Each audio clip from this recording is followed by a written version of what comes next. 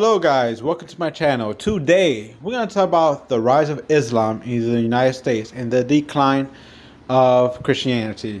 Now, as for me, I'm a Christian and I notice things are slowly changing, and I'm going to explain why these things are changing in the United States. So before we talk about Islam, we got to talk about Christianity in the United States. Back in the 1990s, Christianity was at highest peak, where the population, 9% of the population, identified themselves as Christians. But slowly, after the peak of the 1990s, everything's slowly going downhill, and we must talk about that downfall. All right, let's just talk about it. And a quick update: this picture, it was in New York in 1956.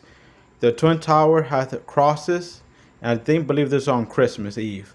So a lot has changed in the United States.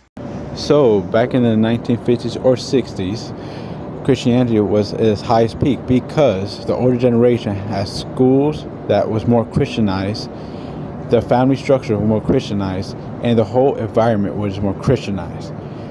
The older generation used to be a lot more in depth with Christ because it was in the school, it was in every single part of life.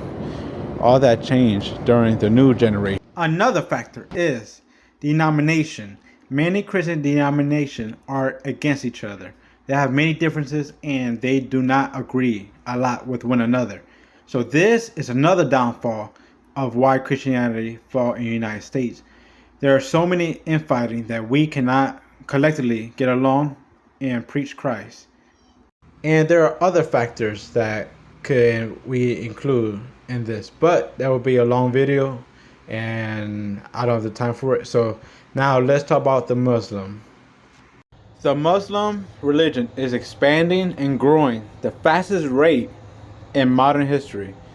In 2026, I believe Islam is in second place behind Christianity. This is unprecedented, and there's a lot of reasons why Islam is growing as the fastest religion.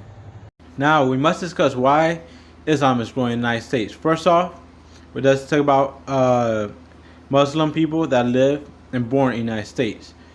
This specific group have a bigger family household than a Christian household. Secondly, immigration. A lot of people are coming to the United States, including Muslims. Now, if you look at the overview, you can see some distinction between a Muslim household and a Christian household.